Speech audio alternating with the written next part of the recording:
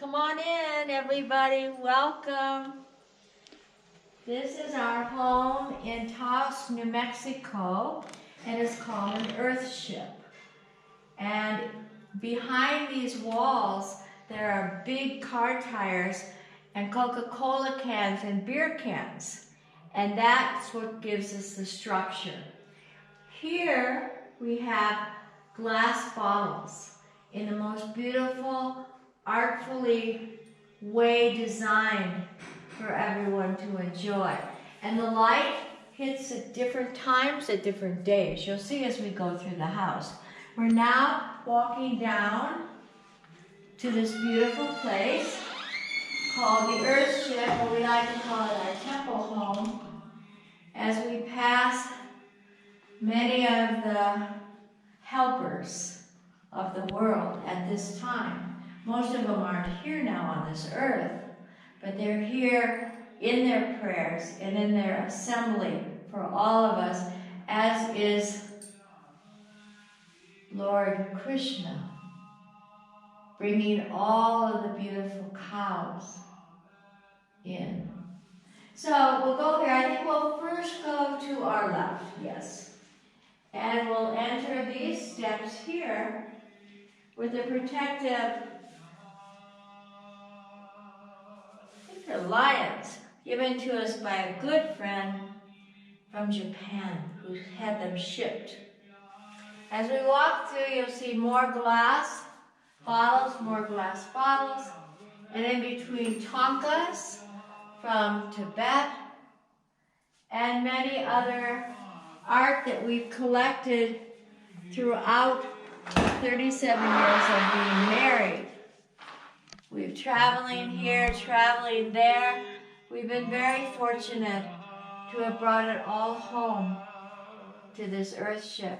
This is a garden, growing 12 months out of the year. We've only been here back for 7 weeks, but what Gershovin has done with his magic thumb to create all these beautiful plants, also letting our Kuan Yins and our wonderful little beings, gnomes, in the gnome house, protect us. Let's walk into our living room. This is quite wonderful. When we say that we don't really live inside, we don't really live outside, we really mean it. We live on both sides. So here we have a beautiful, and we were here when they built it. Now, the floors were totally mud. The beautiful wood behind all of these walls, tires and cans.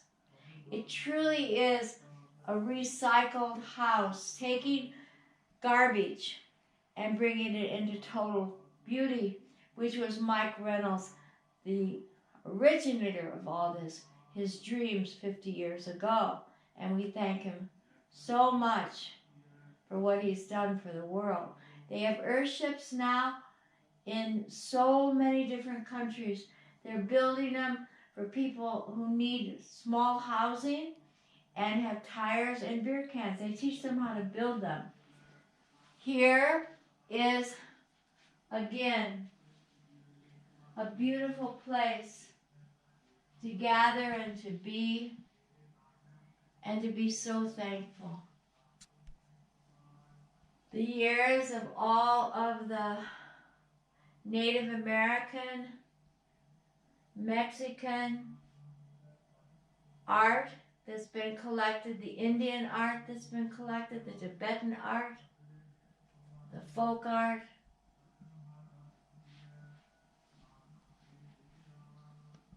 Art brings the human heart together.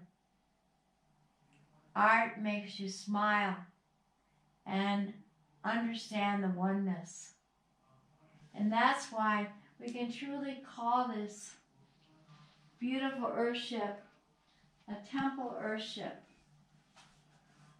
Over here, some of my most favorite from Mexico, from Assisi, from India. I like to mix art all together. I like to have the Native American art along with the Indian, along with a piece from South Africa. It brings the oneness together in this world. For all humans love to express themselves in some form of art. And then we'll walk out the living room and we'll find our way down to hydroponic, Grushovic's new project of growing things in water.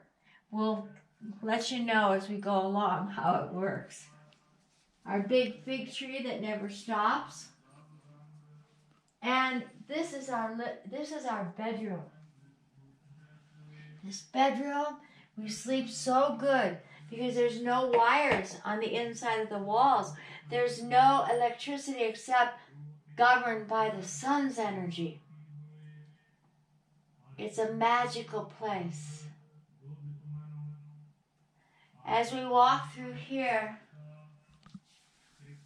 again, this beautiful headboard, I found it all full of dust in the back room of a furniture store here in Taos. I looked back and said, "What is this?" I dusted it off. I said, "There's a tiger." And she says, "Oh yes, it's a headboard. Are you interested?" I said, "Yes, very interested." And that's how she is there right now.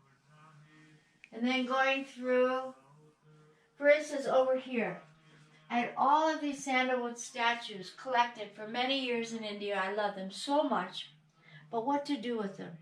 We went to storage and we found one piece of wood just there in our storage. Came back, put some screws, and there you go. It's been fun to be very, very creative in this glorious place. Creativity is an extension of Taos.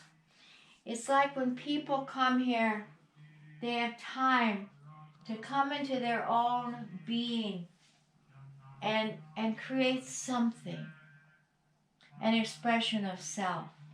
So when we got back 7 weeks ago, I started cleaning, organizing, but I didn't spend one penny to redecorate. In a sense, what did I do?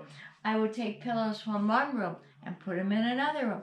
I moved statues here and there and put some nails in and did more this, and it was a lot of fun. So this is our beautifully designed by the Earthship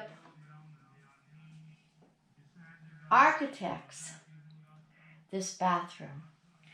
All glass bottles. And I told the glass bottle artist, I said, I want more blues and more aquas. It's just, to take a shower here is unbelievable. Like imagine you're here taking the shower and you get to look. Well, the gnome, he's always there praying for you while you take a shower. And just having a fun, being able to look outdoors. So you see, it feels like I'm in, I'm out, where am I? It doesn't matter. So then we go from here, they designed all of this, and I got to put the touches on it. But at the same time, they're not fixed. They can be moved and shifted because the form, you never ever tire of it. I've never, and I can never imagine ever being tired of this architectural design by God. It's just so beautiful. So today is a rare day because it's raining. We've had sunshine, sunshine, sunshine. So we won't go outside today. We'll wait until we have a sunshine day to do that. So we're going to swiftly go now to the other part. The other part was brand new when we moved in. Then, when we left Los Angeles, we had the funds and the time to take the house that stopped here to what you've just seen. That's the new part. So now we're going to the old part. We're walking up here and seeing a second garden all through here. So walking through here, we've got some very big animals, but they won't hurt you. Then we're going to go to the other side of the house, which is where we can roast. The sun oven's there, and we do roasting of potatoes and pumpkins and even bread with the energy of the sun. This is my Buddhist center. This is where we can come to pray for our Manjushri, for our home for children, and for His Holiness the Dalai Lama, and for all sentient beings of the world. And look out to more Earthships doing more good for the world. Okay, so now, sometimes we'll have our lunch out here, if it pleases us. We will cut through to, I think we'll go in the bathroom next. I love this little bathroom. It's our guest bathroom. Now, if you take a look, you'll see it has a bathtub and a shower and lots of art, because we have lots of art. I'll turn this light on because it's real pretty. And you can see, it's very magical. It's a little bathroom. It's actually where we also give the dog a bath, too. Let's go through here. This is our guest bedroom. Well, because of the challenging situation in the world now, we don't seem to have guests. We most always have guests here. Someone sleeps, they use the bathroom. It's very nice. So I decided to bring all of my picture books in from my big library outdoors in the garage and stack them all here. So this is our library now, where you can lie on the couch, on the bed, and you could open, Earthships, called Off the Grid.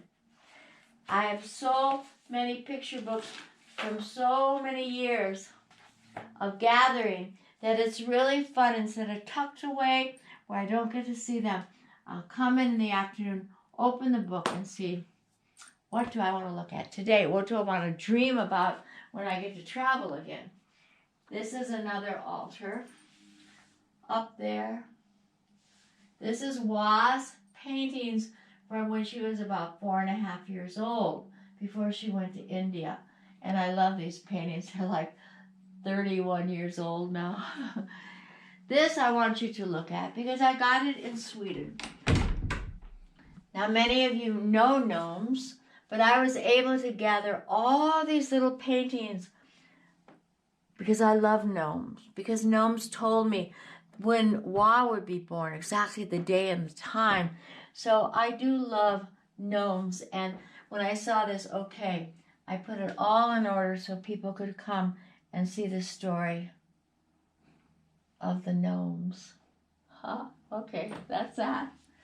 Now we'll climb over just a little bit so you can see one of our closets.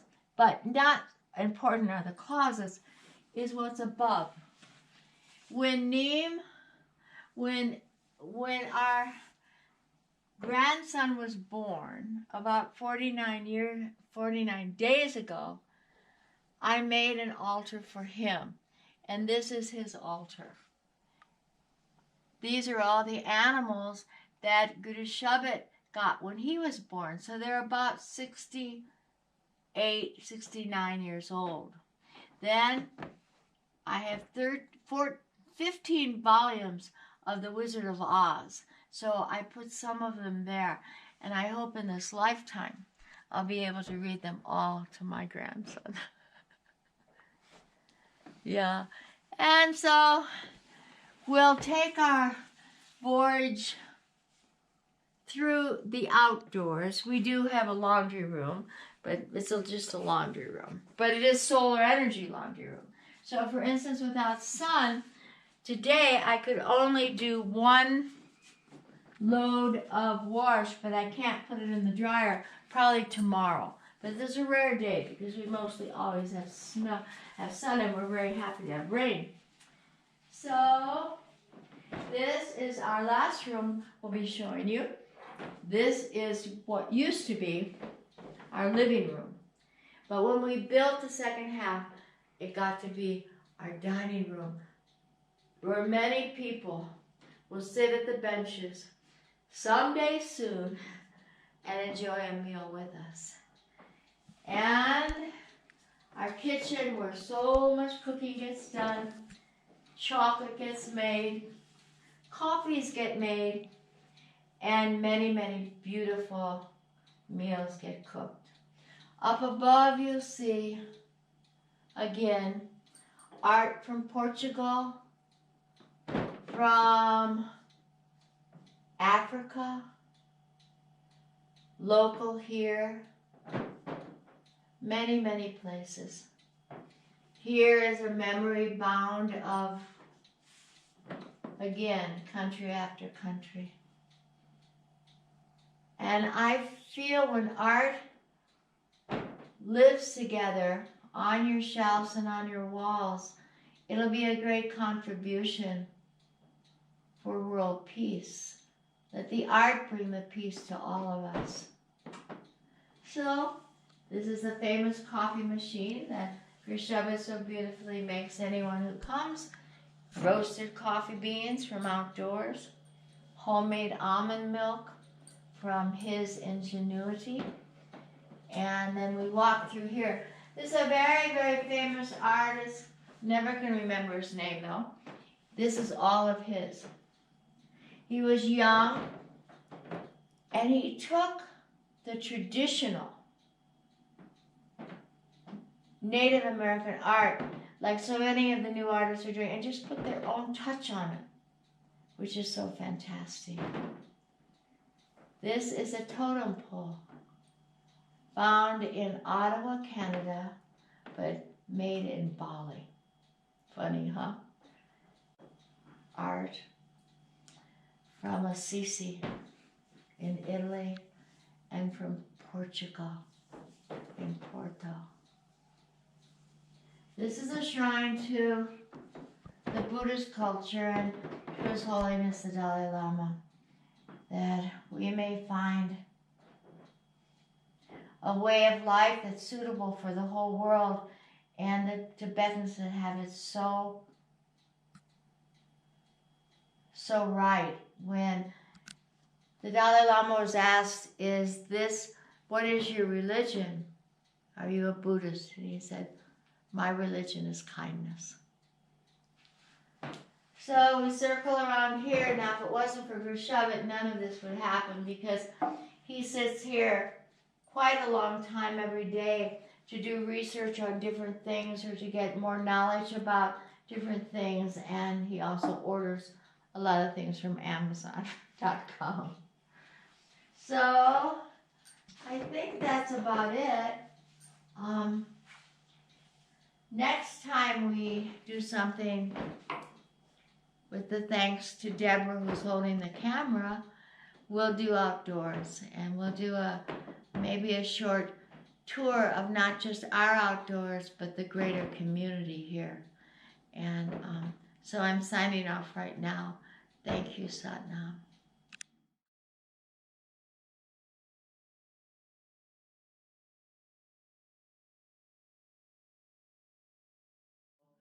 Well, first of all, thank you for the time. I appreciate it. And yeah, if you just want to tell us a little bit maybe about, well, why did you decide to live in an Earthship rather than in a conventional building? And what differences do you see? I didn't decide to live in one. It decided for us. Okay. We were looking at various types of houses out here, and it was winter, and a realtor was showing us some adobe houses, some straw bale houses, and some Earthships. So, and we come and go a lot. So, and we're not here a lot in the winter. And having grown up in an environment where we had a second house in winter and draining pipes and all that business so they don't freeze up, and putting stuff antifreeze in the traps of all your toilets and et cetera, I knew from being a kid and growing up, I didn't want to go through all that when I wasn't here all winter. And I didn't also want the utility bill of keeping a property warm all winter so it wouldn't freeze up.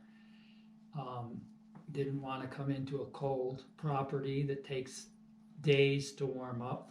So we started looking at properties. Check off adobe, gone, because it's freezing cold in an adobe and takes a week to heat it up. Then we went to a straw bale, and again it was winter and it wasn't being lived in. Walked into the straw bale and it was about 50 degrees inside there. Then he brought us over, and then he said, "You want to look at an Earthship?" I said, "No, those things are too weird looking, you know." He said, "No, just come look at one." We walked into this one here, and Hillary, who was, it was going to be a rental at that point, was in the garden doing some gardening. And you want anyone to promote Earthships, just start talking to Hillary, because she's the greatest promoter of Earthships I've ever met. And she starts telling us about it, and it's 70 degrees inside the Earthship, and there's no heat other than solar gain. And so that was pretty much what sold us on Earthships, was that aspect of it. We didn't know about all the rest of it really at that point. We didn't know about operating the solar system or the gray water systems or collecting water, but just that fact that no external use of energy, and you could be in the middle of winter and be comfortable in an Earthship. Have you had to learn a lot of the maintenance aspect, or? Well, I know them all now, but it's pretty simple. I mean, they're not a very complicated, and they are a ship. You have to regulate them. You have to open windows, close windows. Otherwise, it's too hot or it's too cold, you know. And you have to become more conscious of your use of water. You don't turn a tap on in an Earthship and let the water run through while you're brushing your teeth, because you realize. And I think that you don't leave a bunch of electricity running all night long and draining your batteries in the winter when, yeah, we have great sun and we have plenty of juice running through our panels and into the converters and the chargers, but a battery charges at a low wattage over a certain amount of time, and in the winter there's not enough daylight. So you have to, for about a month and a half, you have to adjust your use of electricity as compared to now in the summer. I can use all I want, it's no problem. But you become conscious of water, you become conscious of juice, of electricity usage, and it's like it changes your whole frame of mind. And when you go into a city, you go, why are these people leaving all their lights on all night long? Why are these people just, the amount of water that's used in a city, I'll bet you people four people living in a house in Los Angeles use more water in a week than we use in 2 months. Yeah. And we're not feel deprived of anything here. I mean, this particular Earthship, because we built the second part of it and to the specs I wanted, and we already owned the first part, and then we built a garage, I have more water storage than anybody in this community. I have more electricity than anybody in this community. Because I did the numbers in my head, it doesn't cost that much more money to add a few more water tanks, and when it rains here, it rains. And then it might be 2 months before it rains again. So, you know, adding a few more tanks, spending a few more $1,000, putting in, and now it doesn't matter. Solar panels are so cheap. So now your big expense becomes batteries. But what a quantum leap in batteries. When I started here in 2011, we had lead acid batteries. And, you know, well, maybe you can show people the size of the battery boxes and how big. Or I can show you my nickel iron batteries versus 4 little lithium ion batteries, and the 4 little lithium ion batteries, which take up 1/5 to 1/7 of the amount of space, have more juice and can be run down 100%. Yeah. without damaging him and then up. So there's been huge leaps in technology just since 2011 till now that allow you to live, and I know the people over here in this other Earthship have done the same thing, added a few more panels, added a few more batteries because they need computers all the time because of their business. I don't have any shortage of anything. I live here like I lived in LA, but you have to live consciously. And I'm not polluting. Right. Yeah, I think a lot of people are scared of that. They're scared of having to be deprived of any of the comforts that they have in conventional building.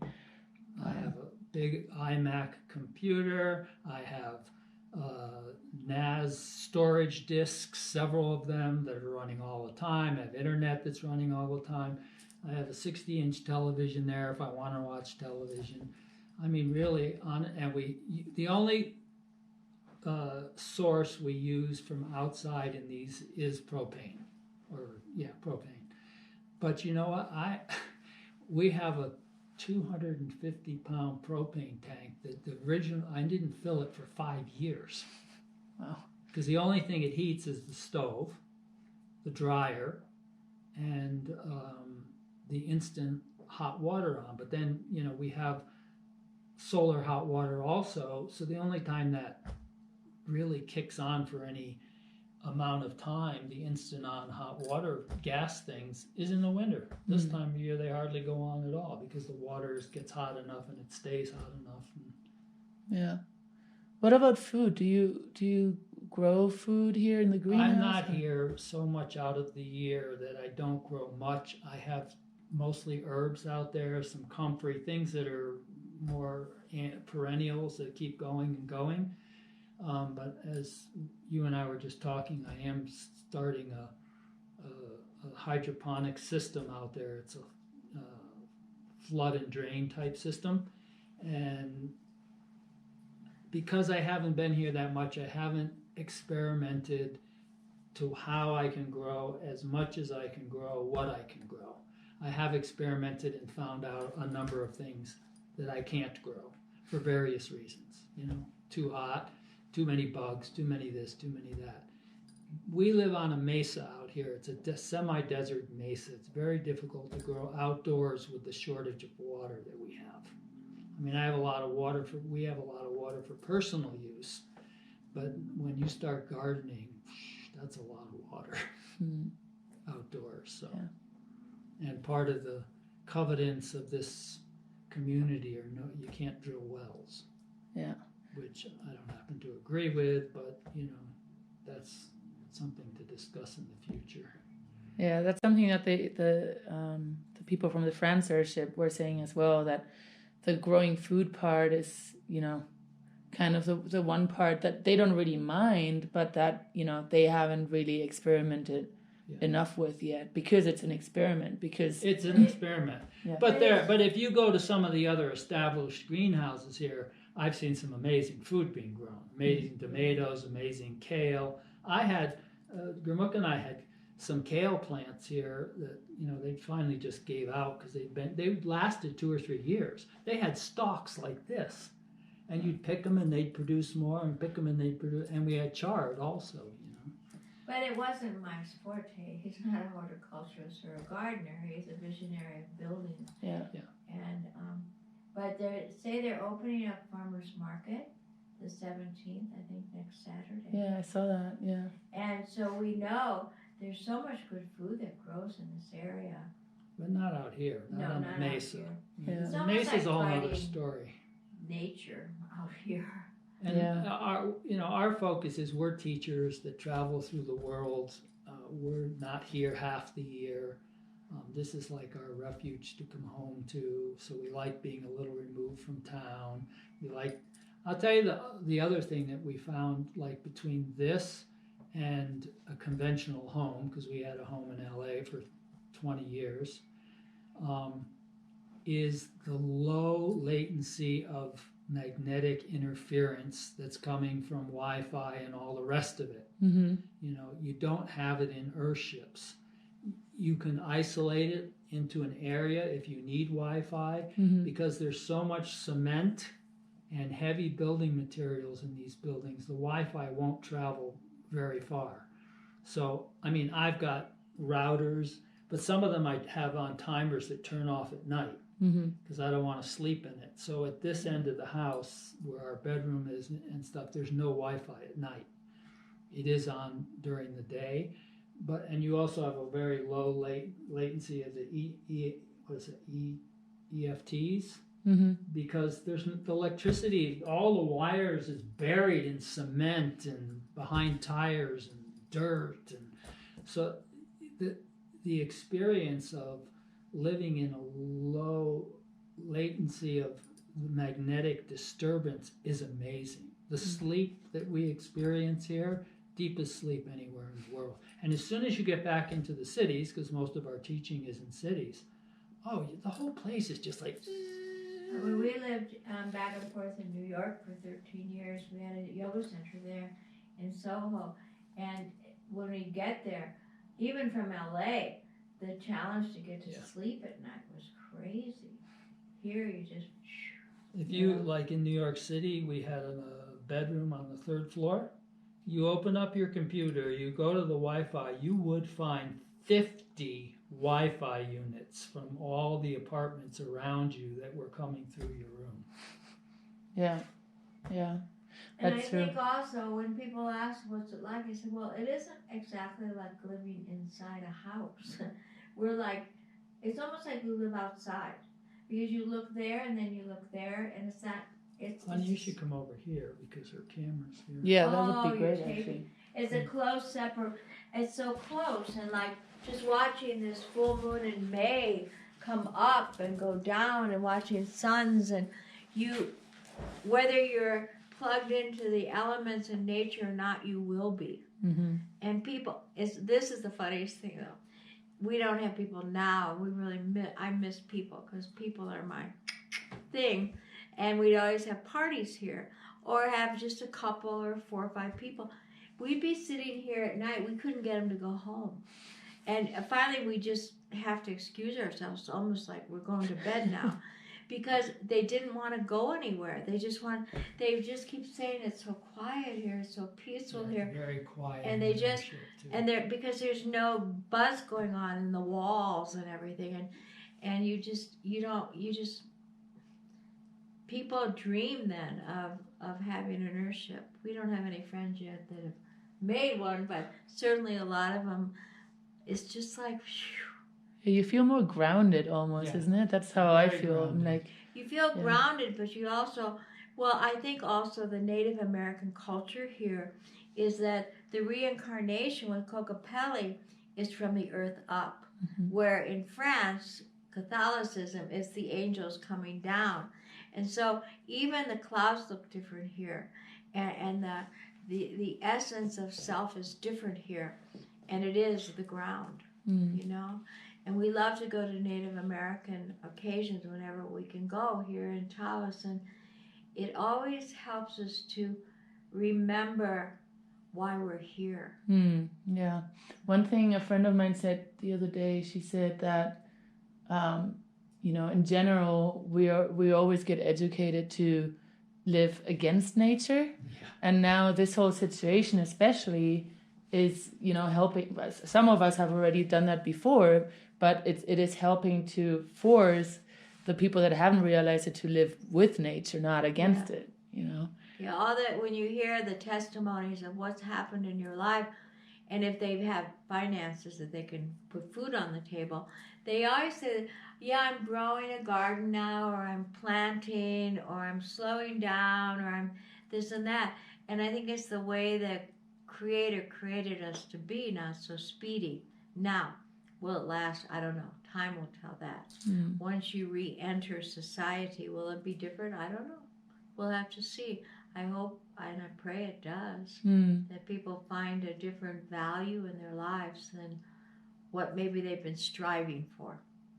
That it doesn't seem so important, power, wealth, and all of that, that we've been so programmed. Another thing is, we've been programmed pretty much to lie. It's kind of a phenomenon of the Western people to exaggerate, not tell the truth if it doesn't. I mean, it's a very shady truth and no truth. And we can see it now with the media going on. What's truth, what's not truth?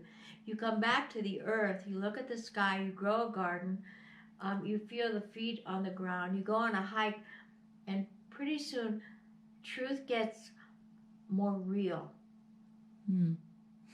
And I think that if we can take this back into the cities and for us personally into our teachings, it'll benefit the world. How has this whole situation right now with what's going on in the world affected you two personally? Well, we've only been here for 6 weeks. We came directly from India. And we've been in India for quite a while. We love India. As crazy as it is, you feel God there. You feel there's some force bigger than the human being. And I think that attracts us there more than ever. And we like to spend, if we can, like half the year there. We got back and I was thinking, okay, my suitcase is still packed. I'm going to take off. We're going to go to Europe. We're supposed to be in Europe all the spring, teaching here, everywhere. And, okay, so that's not happening. So now I better plan to stay here. I went through every chapter of emotions you can imagine. Now where I am, I'm just neutral every day. I've been able to clean my house. Like, see these fixtures up here? We never washed them. And when we washed them, it was ay.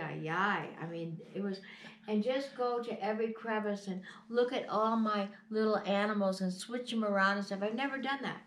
So, and we've been cooking, and we fed at the men's shelter, and he's growing this garden, and we kind of get up and say, what are we going to do today? We never were like that before, because every day had a do. But I did go back to teaching 3 times a week and doing benefits like for South Africa, because my nature is to teach. I'm sure if you had a profession, you could kick back a little bit, but you would have this burning, like you, wanting to make a documentary, wanting to do this, creating this almost yourself because your creative energy was driving you to do something instead of, well, let's just watch TV and watch the old movies and make some popcorn and stuff. I think people who have known what they need to do in this life, it's a reset. But for us, it's not that big a reset. I liked my life. I thought everything was fine. So now it's still fine. Did you feel trapped at any point because of all these restrictions, or? I think if you felt trapped, it'd be inside your own head if you lived in an Earthship, because we have all the freedom to be outside. We go to, he knows more national forests and trails than I didn't even know existed. Like today he said, you want to go to this lake? I've never been to this lake. Up the road a ways. And then just outdoors and cooking and doing my yoga outdoors, taking walks on the back road. No, I've never felt I got to get out of here. But I have friends that do in New York City, in apartments, yes. And I don't know. I think we are so blessed to be here, so blessed. Yeah. But I came to Taos in I came with a caravan. It was 67 school buses. They were painted psychedelic out of San Francisco with Stephen Gaskin and Ina Mae Gaskin, the mother of home midwifery. Anyway, it was such a trip because we came to Taos, and I got an inkling right then and there to stay. But either you got on the bus, they say on the bus or off the bus. And I got on the bus, and it was, 50 years later that we came back. But it was an old, sleepy town. And even when I moved in 1972 to Espanola, and I stayed there from 72 to 77, opened up Golden Temple Restaurant in Santa Fe. I lived in our spiritual community. You couldn't even go up to churches. You couldn't go up there because it was like the Wild West, where the communities, they do shoot downs, and the cops wouldn't even come. No one came. It was the Wild west here in New Mexico, probably more than any other state in the United States. And then little by little, tourists, it was like a sleepy town, Santa Fe, and Taos is like, it wasn't even on the map. And then little by little, I think people started longing for something that was real. And then culture got rebirthed here. Artists came. It was a wonderful place for people to come. And I mean, you just look at the sunrise and the sunset and everything in between.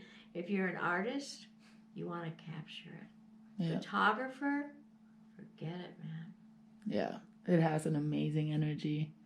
Yeah. Like, no, you can cross to Arizona or cross right above the border to Colorado. It's different. It's just different. And when we were looking for land here, we crossed the border from Colorado. We drove, and an eagle crossed, and we knew that was the sign. But people who have never been here, they come and they just walk through and wonder. It's like there's no words that can describe how they feel. And oh, because when you think of an Earthship, you first think of two things: tires and beer cans.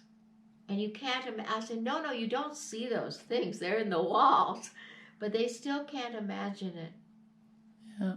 And even looking from the highway or an aerial view, it just looks like, I don't know, flying saucers that have landed, spaceships that have landed. Yeah.